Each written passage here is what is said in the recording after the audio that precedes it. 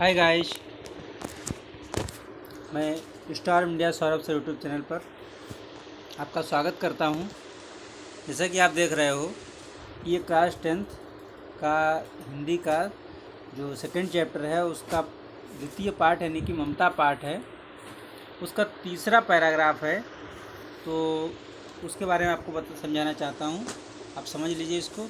लिखा है, काशी के उत्तर में धर्मचक्र विहार मौर्य और गुप्त सम्राटों की कीर्ति का खंडहर था। कहाँ? काशी में।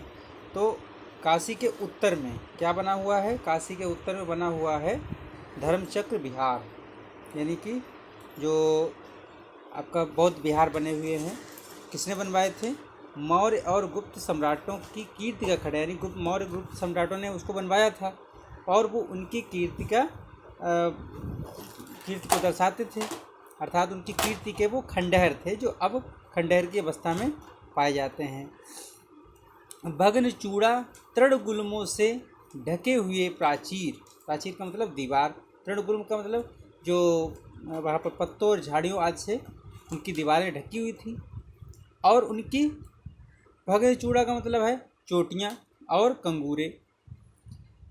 तो इन धर्मचक्र विहार के इन खंडहरों को देख करके ऐसा प्रतीत होता है कि जैसे उन ईंटों के ढेर में बिखरी हुई भारतीय शिल्पकला की आत्मा ग्रीष्म ऋतु की चांदनी को शीतलता प्रदान कर रही हो।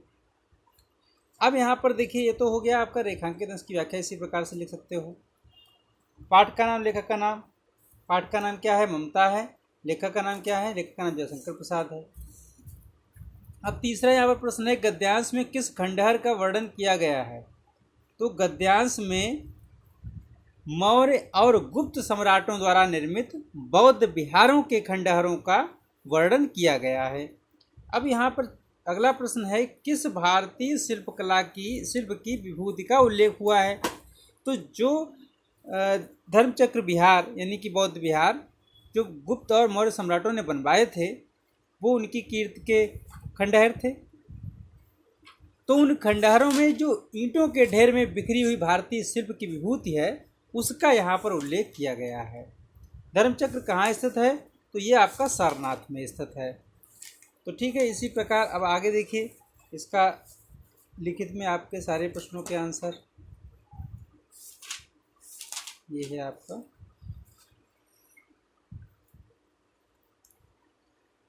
तो काशी के उत्तर में इस प्रकार से आप लिख सकते हो, शीतल कर रही थी।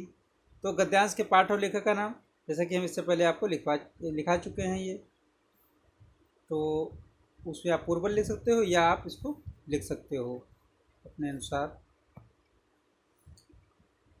तो फिर अगला प्रश्न देखिए, रेखांकित अंश की व्याख्या। रेखांकित अंश की व्याख्या, इन बौद्ध विहारों की टूटी फूटी चोटियाँ व कंगूरे और उनके चारों ओर खिंची हुई वे दीवारें जो पत्तों और झाड़ियों आदि से ढकी हुई थीं, धर्मचक्र विहार के इन खंडहरों को देखकर ऐसा प्रतीत हो रहा था मानो ईंटों के ढेर में बिखरी हुई भारतीय शिल्पकला की आत्मा ग्रीष्म ऋतु की चांदनी से अपने आप को शीतलता प्रदान कर रही हो। इस प्रकार से अब अगला प्रश्न देखिए। अगले प्रश्न में क्या कहा गया है? अगले प्रश्न में लिखा है, गद्यांश में किस खंडहर का वर्णन किया गया है? तो गद्यांश में मौर्य और गुप्त सम्राटों द्वारा निर्मित बौद्ध विहारों के खंडहरों का वर्णन किया गया है। फिर अगला प्रश्न है, किस भारतीय शिल्प की विभूति का उल्लेख यहाँ हुआ है?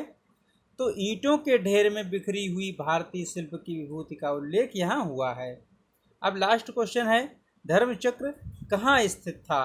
तो धर्मचक्र सारनाथ में स्थित था। तो इस प्रकार से सारे प्रश्नों के आपके आंसर हो गए। आप लोग इसको आराम से अपनी कॉपी पे लिख सकते हो।